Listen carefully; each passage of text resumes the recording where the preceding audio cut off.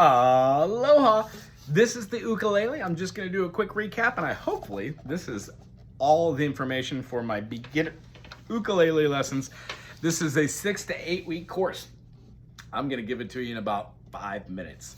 This is an ukulele. It's made out of 3 parts, generally. If you have a solid wood top, solid sides, and a solid back, it sounds better. You can tell when you have a solid piece because there's a cut in the middle and the wood grain pattern fits together. It's called spalted. This is the heel, just like your foot. It goes whoop to the back of the body of the instrument. This is called the fretboard, and this right here is what we call a fret. 1 fret, 2 fret, 3 fret, 4 fret, all the way up, generally up to about 20. When we play the ukulele, we play in the middle of the frets, not on the metal fretting. The strings on here are called polymer nylon strings. They used to be made out of intestines that were strung together. The reason being, on the ships back in the day, 200 years ago, we didn't have plastic. It was only created during the Industrial Revolution, meaning guts from animals were what we used to string up our strings. The G string was strung thinner and higher on an ukulele because the thickness of a low G string just did not work. So with this instrument, the way that we have them, the tuning pegs strengthen or tighten the nylon strings. The strings are high G, C string, E string, and then A string. These 3 independently form a C major triad. An A on top gives us a C major 6. So this instrument is tuned to a C6. When we play the individual frets, one of the first lessons that I teach are called spider exercises. They encourage us using the first finger, second finger, third finger, and fourth finger on each individual fret. When we move to the next fret above it, we put a thumb on the string below. Therefore, we don't play that muted string. It's a great habit to start, including the first finger and utilizing the thumb as a mute. When we play C major, D minor, E minor, F major, G major, A minor, B diminished, and C major, it's just like the piano. Except for when we scoot it up and play the same shapes with a bar chord, C sharp major, D sharp minor, E sharp minor, F sharp major, G sharp major, A sharp minor, B sharp diminished, and then C sharp.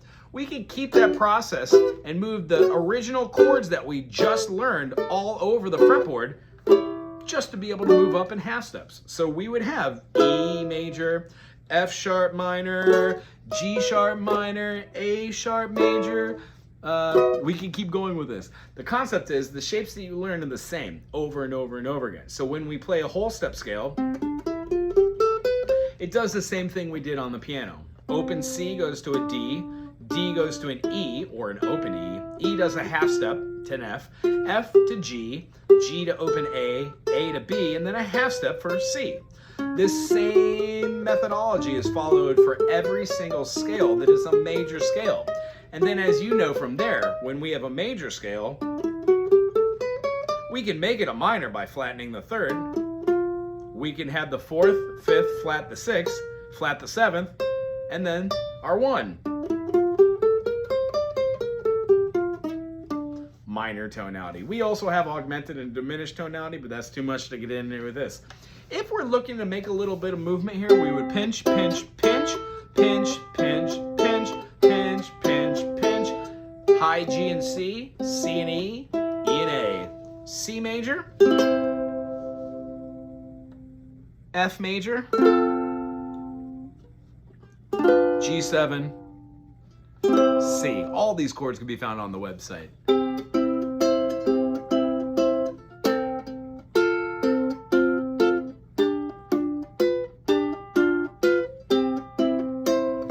It's a great way to make a rhythm. In 4/4, we could also just strum downstrokes.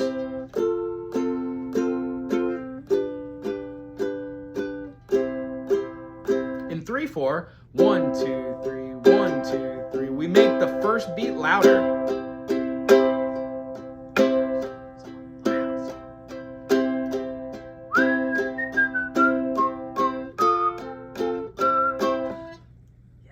If we want to do reggae, we do a pop and drop. We would have something like, let's say, C major, F major, G7,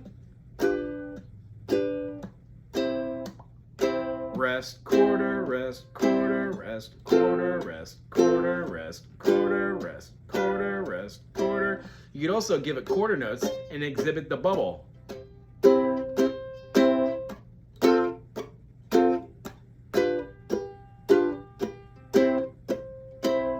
Hope that was lots of fun today. C major, F major, G7, C major. Good job today. I'll send another video with the actual piano stuff.